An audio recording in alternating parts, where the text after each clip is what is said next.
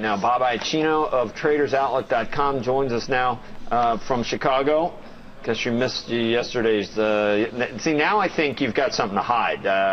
You don't want people that used to know you to. What happened? You have a bad trade or something? What's with the facial hair? Are you talking about the beard again? I am.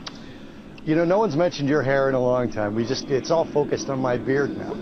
It's okay. real, Jeff. Never mind. I know it's real. I know it's real. Okay. So yesterday we finally succumbed, as I said, to some of the European pressure, I guess.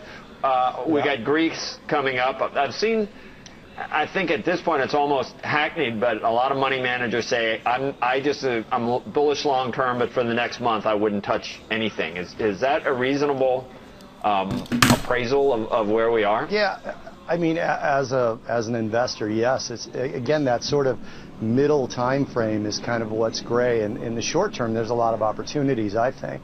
I mean, the S&P individual stocks are moving sideways. Crude is at sort of an inflection point. Copper's at sort of an inflection point. And I'm kind of an if-then trader. I mean, I need to see what happens before I know what I'm going to do. And on the equities, I'm leaning long. I think for stock pickers, it's a great market if you've got the right time horizon. I think financials look good in the U.S. over the long term.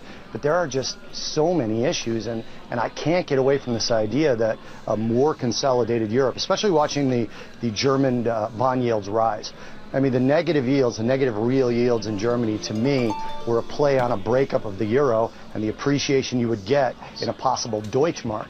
And now that you're seeing those rates rise a little bit, it seems like they're going to lock Germany in to be on the hook for some of these problems, and that just creates a sort of a negative feedback loop in the markets. It certainly is a great wall of worry because you can paint all kinds of really scary scenarios over the next month or so, which I guess gives you the answer to why the market seems cheap in terms of earnings and dividend yield and everything else. But you know, if you wait for all these things to be resolved, all these issues, then a lot of times you don't get the best prices.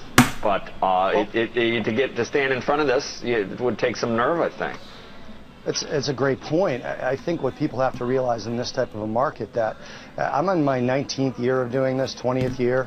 With the gray in my beard, you could tell it's probably a little bit longer. I thought those were bacteria. I mean, guys with beards, 6 pounds on a normal person. I think you got like 15 or 20. I could buy that Grecian for men. What'd you have for lunch yesterday? Well, get closer with the camera, you'll be able to tell. We just zoom in down on this scrambled eggs or something.